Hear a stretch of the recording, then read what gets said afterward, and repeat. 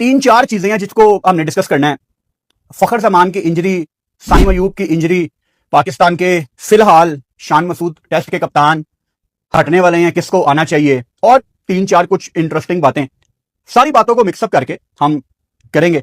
तो आप अगर खाना खाते हुए वीडियो देख रहे हैं तो इंशाल्लाह आप इंजॉय करेंगे, और आप अगर रात को सोते हुए वीडियो देख रहे हैं तो आंखें बंद करके रिलैक्स होकर लेट जाएं, आपको इंशाल्लाह ताला काफी अच्छी इन्फॉर्मेशन मिलेगी। अच्छा, सबसे पहले तो मैं फखर जमान और साइम अयूब के केस को डिस्कस करूंगा। हमारे सामने खबर आती है 2 दिन पहले कि फखर जमान और साइम अयूब ऑस्ट्रेलिया की सीरीज का हिस्सा नहीं होंगे क्योंकि वो फिट नहीं है। अच्छा ठीक है, वो अनफिट कहां पे हुए हैं, कहां पे अनफिट हुए हैं? अब मुझे शक है, और मैं इन पे शक कर सकता हूं, मैं पाकिस्तान क्रिकेट बोर्ड पे शक कर सकता हूं, क्योंकि पाकिस्तान क्रिकेट बोर्ड शक की गुंजाइश खुद छोड़ता है। वो कभी भी क्लियर नहीं करते कि फलां प्लेयर अगर इंजर्ड हुआ है तो कब इंजर्ड हुआ था, कब से इंजरी कैरी कर रहा है, और रिहैब टाइम कितना है। अगर क्रिकेट बोर्ड एक ही दफा जब ये बता देगा तो शक करने का कोई जवाब ही पैदा नहीं होता। मुझे लगता है कि ये पाकिस्तान सुपर लीग में दोनों प्लेयर्स इंजरीज कैरी कर रहे थे। अच्छा, मुझे ऐसा क्यों लगता है, मैं आपको एक छोटी सी एग्जांपल देता हूं। मेरे सामने से ना एक क्लिप गुजरा 3-4 दिन पहले, हैदराबाद किंग्समैन के ऑनर का एक इंटरव्यू था। उस इंटरव्यू में हैदराबाद के ऑनर फवाद सरवर साहब ये एडमिट करते हैं कि मास सदाकत फिट नहीं थे, उनको बॉल करना अलाउ नहीं थी, लेकिन क्योंकि हमें उनकी जरूरत थी, हमें उनके ओवर्स चाहिए थे, तो बीच में हमने थोड़ी बहुत बॉलिंग करवा ली। क्या बात है। ये एक एग्जाम्पल है कि पाकिस्तान सुपर लीग में किस तरह प्रोटोकॉल्स को ब्रेक किया जाता है। उस टाइम पाकिस्तान क्रिकेट बोर्ड का मेडिकल पैनल कहां पे था? क्योंकि किसी ने तो हैदराबाद किंग्समैन को बताया था ना कि माज बॉलिंग नहीं कर सकता, ही इज नॉट अलाउड। फिर उसने बॉल क्यों की? और आपके सामने एक बहुत लंबी लिस्ट है उन प्लेयर्स की जो इंजरीज कैरी कर करके खेलते रहे हैं। अब उनके पेस भी नीचे आ गए हैं, और शहीन शाह अफरीदी आप सबके दिमाग में ऑलरेडी आ गया होगा। इसमें शदाब भी है, इसमें नसीम का माइंडसेट मैं आपको रिमाइंड करवा देता हूं। वो पॉडकास्ट आपको याद होगी, नसीम शाह के एग्जैक्ट वर्ड थे कि अगर आप पाकिस्तान में रेस्ट करेंगे तो आप रेस्ट इन पीस हो जाएंगे। ये माइंडसेट है इन लोगों का, और at the end of the day ये फेलियर क्रिकेट बोर्ड का है कि उसने अपने प्लेयर्स को वो सुकून ही नहीं दिया हुआ, वो इंश्योरेंस नहीं दी हुई कि आप सेफ हैं। अगर कोई आपका परफॉर्मर है और फिलहाल उसकी परफॉर्मेंस थोड़ी सी ऊपर नीचे जा रही है और ऊपर से वो इंजर्ड भी हो जाता है, तो उसको बहुत ज्यादा टेंशन हो जाएगी कि हुन तो मैं गया, हुन नहीं। उसको तो ये टेंशन होगी ना। मिसाल के तौर पे Saim Ayub out of form है, ऊपर से क्या पता कब से इंजरी कैरी कर रहा है, उसने किसी को शायद बताया भी नहीं होगा, या पता नहीं बताया होगा, वी डोंट नो, हमारे पास वो इन्फॉर्मेशन नहीं है। लेकिन एक एग्जांपल है, यहां पे ऐसे होता रहा है क्योंकि क्रिकेट बोर्ड शोर ही नहीं करता, प्लेयर के साथ बैठ के बात ही नहीं करता, तो प्लेयर्स फिर ऑब्वियसली इंजरीज छुपाते हैं। वही बात है कि पूरे सिस्टम का फेलियर है, इसमें प्लेयर्स भी हैं, इसमें क्रिकेट बोर्ड भी है। अच्छा, एक पॉइंट मैं यहां पे जोड़ना चाहता हूं, क्योंकि हम सारे शहीन शाह अफरीदी को ओडीआई का कप्तान सोच के सेटिस्फाई नहीं है, सिवाय कलंदर ब्रदर्स के। शहीन शाह अफरीदी पाकिस्तान के वनडे के कप्तान नहीं होने चाहिए, ये मेरी आज भी ओपिनियन है। अगर पाकिस्तान ऑस्ट्रेलिया को 3-0 हरा देता है, ये तब भी मेरा ओपिनियन होगा। मैं चढ़ते सूरज को सलाम नहीं करता। यहां पे कुछ लोग फखर जमान का नाम लेते रहे हैं एट टाइम्स, क्योंकि हम सोशल मीडिया पे होते हैं सारा दिन, लोग लिखते हैं कि फखर जमान को कप्तान होना चाहिए, और मैं कभी भी फखर का नाम नहीं लेता। क्यों? क्योंकि मुझे पता है कि फखर की जो बॉडी है ना, वो बहुत ज्यादा इंजरी कैरी करती है। इवन कि आप फखर जमान के बारे में सुनते रहते हैं, अब फला इंजरी हो गई है, अब फला इंजरी हो गई है, और कभी कभी अनफॉर्चुनेटली फील्डिंग करते हुए वो इंजर्ड हुए हैं। He is unlucky at times, लेकिन वो इंजरीज कैरी करता है फखर जमान। और मैंने तो फखर जमान को T20 वर्ल्ड कप के बाद ये मशवरा भी दिया था, हालांकि फखर जमान कैन प्ले T20। वो जो आखिरी मैच उसने खेला है, वो सारा साल ये फखर को नीचे ऊपर करते रहते हैं। जब इनको नजर आ जाता है कि हुन से नहीं बचना, तब फखर को उस दिन ओपन करा देते हैं और उस दिन फखर इनको बचा लेता है। ये पूरी समरी है फखर के करियर की। T20 वर्ल्ड कप के बाद से मेरा फखर जमान को यह पैगाम था, और अभी भी है, कि फखर आप T20 से रिटायर हो जाओ और सिर्फ वनडे खेलो, क्योंकि फखर वनडे का जबरदस्त प्लेयर है। टेस्ट वो खेलता नहीं है, T20 से वो रिटायर हो जाएगा। T20 में आपके पास बहुत ज्यादा ऑप्शंस हैं, because ODI world cup is the ultimate thing भाई। और ओडीआई में Fakhar Zaman is a clutch player. ODI में तो हमें कोई डाउट ही नहीं है, T20 में उसको मुश्किलात आती हैं, और कुछ उसके नंबर का भी कसूर है कि उसको नीचे कर देते हैं। फखर जमान साउथ अफ्रीका में बड़ी अच्छी क्रिकेट खेलते रहे हैं, बॉल अच्छा बल्ले पे आता है। नबीबिया जिम्बाब्वे में भी शायद पाकिस्तान की एक आधी गेम हो, लेकिन ज्यादा गेम्स आपके साउथ अफ्रीका में होंगी, वहां पे बॉल अच्छा बल्ले पे आएगा। और फखर आपको पता ही है हुक पुल कितना अच्छा करता है, बॉल बल्ले पे आती है, फखर लपेटे मारता है, फखर उन पिचों पे फंसता है जहां पे बॉल लो रहती है। तो फखर हर लिहाज से वनडे का एक परफेक्ट ओपनर है। अगर फखर T20 से रिटायर हो जाएगा ना, तो फखर कोई छोटा प्लेयर नहीं हो जाएगा यार। Fakhar Zaman is a very important player. मुझे लगता है कि फखर को T20 से बाकायदा रिटायरमेंट अनाउंस करनी चाहिए। टेस्ट वो खेलता नहीं है, और जो थोड़ी बहुत उसने क्रिकेट खेलनी है वो वनडे के माइंडसेट में रहे। ये हो गई एक बात। अब अगेन साइम की इंजरी कहां पे हुई है हमें नहीं पता, लेकिन क्योंकि क्रिकेट बोर्ड ने बकायदा अनाउंस किया है तो हम इससे ये नतीजा अखज करते हैं कि साइम अयूब ऑस्ट्रेलिया की सीरीज में इनके प्लान्स में था। अब ऑस्ट्रेलिया के खिलाफ पाकिस्तान मोस्ट प्रोबेबली वो टीम खिलाएगा, सेंस तो यही कहती है वही टीम खिलानी चाहिए जो आपके परमानेंट खिलाड़ी हैं। मैं आपको दोबारा रिमाइंड करवाता हूं, ये सुनने में और बोलने में अच्छा लगता है कि फलान नए बंदे को ले आओ, फलान नए बंदे को ले आओ, लेकिन मेरे साथ बैठ के कोई बात करे, पाकिस्तान के वनडे मैच कितने हैं? 3 आपके ऑस्ट्रेलिया के हैं और नवंबर में आपकी ट्राई नेशन सीरीज है। जुलाई, अगस्त, सितंबर, अक्टूबर, 4 महीने आपका वनडे मैच नहीं है कोई। 4 महीने आपका वनडे मैच नहीं, और आपने अगले महीने ओडीआई वर्ल्ड कप खेलना है। और नवंबर में जो आपकी ट्राई नेशन सीरीज है, श्रीलंका, इंग्लैंड, इसके बाद अगली एफटीपी पता ही नहीं है हमें। तो जो आपने 4 महीने के बाद वनडे मैच खेलने हैं, उसके बाद क्या है वो भी हमें नहीं पता। तो इस टाइम अगर आप नए लड़कों को डालेंगे ना, तो आप as always ODI world cup से पहले कंफ्यूज हो जाएंगे कि किसको टीम में रखना है, किसको नहीं। आपको 2-3 मोटे मोटे चेंज करने हैं और 2-3 लड़कों को आपको अपने 15 में रखना है। आप आकिफ जावेद को अपने 15 में रखें और आप कामरान गुलाम को अपने 15 में रखें। इनके इर्द गिर्द आपने चेंजेस करने हैं। वसीम जूनियर आपकी टीम में पहले ही है, वनडे को आप ज्यादा छेड़ नहीं सकते। वनडे होनी चाहिए आपकी सेटल टीम, उसमें आप तजर्बे करेंगे ना तो फिर आपको बहुत ज्यादा मुश्किल आएंगी। ठीक हो गया। अब साइम अयूब अगेन इनके प्लान में था। आई होप कि उससे बात की गई हो कि साइम आप हमारे प्लान्स में हो, आपने टेंशन नहीं लेनी, जैसे ही आप इंजर्ड हो, जैसे ही आप इंजरी से वापस आएंगे। ऐसे ही पाकिस्तानी मजेदार वीडियो देखने के लिए चैनल को लाइक एंड सब्सक्राइब करें। धन्यवाद।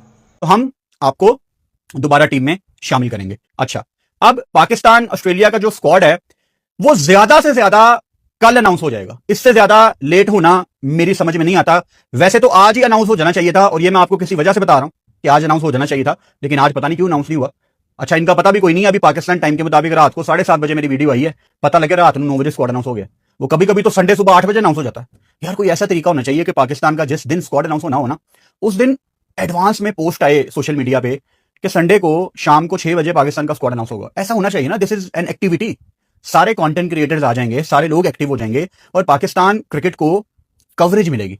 देखो, पाकिस्तान क्रिकेट बोर्ड को हमारी जरूरत है, हम इनको कवरेज देते हैं, तो थोड़ा सा लूप में लिया करो यार। फैंस को बताया करो, कंटेंट क्रिएटर्स को बताया करो। एक प्री हाइप होनी चाहिए। मैं तो इस चीज के बहुत अगेंस्ट हूं। आप सोए होते हैं एकदम वो जी पाकिस्तान की टीम अनाउंस हो गई है एकदम, ओ यार कोई प्री हाइप होनी चाहिए। अच्छा, मैं कंटेंट का बंदा हूं तो मुझे शायद ये चीजें बहुत ज्यादा दिखती हैं, लेकिन जो एक आम बंदा है उसको क्या फर्क पड़ता है कि कितने बजे टीम अनाउंस होनी है और किस दिन होनी है। खैर, अब आ जाते हैं पाकिस्तान के कामयाब तरीन टेस्ट के कप्तान शान मसूद पे।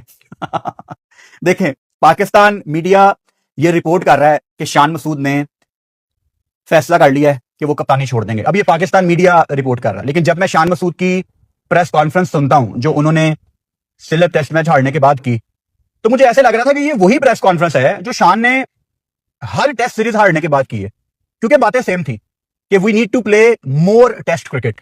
बातें वही थी। तो शान को ये बातें सूट नहीं करती, क्योंकि शान को कुछ टाइम के लिए इंटरनेशनल अफेयर्स के डिपार्टमेंट में भी शामिल किया गया था। अगर शान सेटिस्फाई नहीं था तो शान साइड पे हो जाता कि यार हमारी तैयारी कोई नहीं है।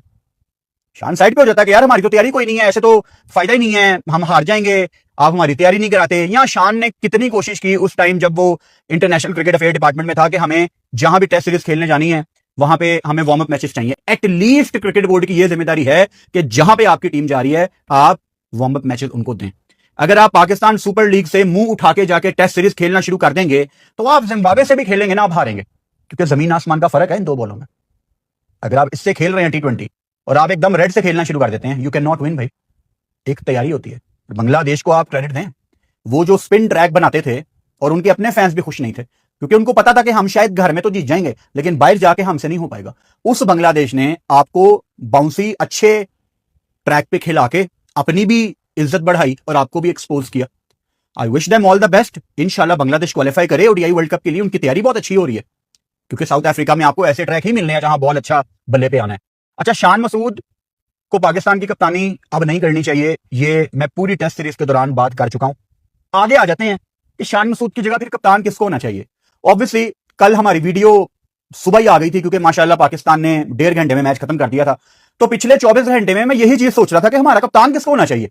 पहले तो जिस बल्लेबाज का नाम सबसे ज्यादा लिया जा रहा है वो बाबर आजम है। क्योंकि बाबर आजम का रिकॉर्ड भी अच्छा था और बाबर आजम पाकिस्तान के नंबर 1 बैटर हैं, चाहे वो फॉर्म में हैं या नहीं है। बाबर आजम बहुत बड़ा नाम है। मेरे ख्याल से बाबर आजम को पाकिस्तान की कप्तानी नहीं लेनी चाहिए। और अभी जो 1.5-2 हफ्ते पहले खबर आई थी ना कि बाबर को कप्तानी ऑफर की गई है, मैंने उस पर वीडियो भी की थी कि कोई कप्तानी ऑफर नहीं की गई। अच्छा, बाबर को कप्तानी क्यों नहीं लेनी चाहिए, ये हम पहले बात कर लेते हैं। जब बाबर को पहली दफा पीसीबी ने कप्तान बनाया ना, तो मैं तब भी बड़ा परेशान था कि यार हमें बड़ी मुश्किल से एक अच्छा बल्लेबाज मिला है, हम इसको भी कप्तानी के प्रेशर में डिस्टर्ब कर रहे हैं। क्योंकि पाकिस्तान ना उन मुल्कों में से नहीं है जहां दिलों में बुगज ना हो। यहां प्लेयर्स के दिलों में बुगज होते हैं, लेग पुलिंग होती है, हजार किस्म के मसले, ग्रुपिंग। आप अगर पाकिस्तान क्रिकेट की हिस्ट्री देखें, ऊपर से आपके पास एक ही खेल है और प्रेशर फिर कितना ज्यादा होता है वो तो मेरा ख्याल है आपको एक्सप्लेन करने की मुझे जरूरत नहीं है। तो बाबर आजम सिर्फ बल्लेबाजी करता, पाकिस्तान ने 100% जीतना था। वही मिस्टेक बाबर ने दोबारा की, दोबारा कप्तानी ले ली, फिर वही गलती की, दोबारा कप्तानी ले ली। तो अब अगर बाबर आजम आपको दोबारा अच्छे रिदम में नजर आना शुरू हो गया है, तो अब दोबारा हमने वही गलती करनी है कि उसको हम कप्तानी दे दें और वो दोबारा कप्तानी का प्रेशर ले ले। अच्छा, बाबर ने भी एट टाइम्स बहुत दफा कहा हुआ है कि नहीं, कप्तानी का कोई प्रेशर नहीं है, आउटसाइड नॉइस। ये किताबी बातें हैं, ये बच्चों वाली बातें हैं। कप्तानी प्रेशर का नाम है। आप प्रेशर के बगैर कप्तानी नहीं कर सकते, प्रेशर आप पे आता ही आता है। और जब प्रेशर आता है, फंबल होते हैं, बैटिंग से आपकी कॉन्सेंट्रेशन हटती है। तो मेरा पैगाम बाबर आजम को यह है, और बाबर आजम के फैंस को भी यह समझने की जरूरत है कि कप्तानी अगर बाबर नहीं कर रहा तो इससे कोई बाबर आजम की इज्जत कम नहीं हो जाएगी। बाबर बैटिंग करे, पाकिस्तान जीतेगा इंशाल्लाह। अच्छा, अब आप मेरे से पूछेंगे कि ठीक है, फिर कप्तान किसको होना चाहिए? आपके पास एक ही चॉइस है कप्तानी के इस टाइम, वो भी कोई 100% परफेक्ट नहीं है, लेकिन जो लिमिटेड रिसोर्सेज में हमारे पास बंदे मौजूद हैं, उनमें एक सलमान अली आगा है।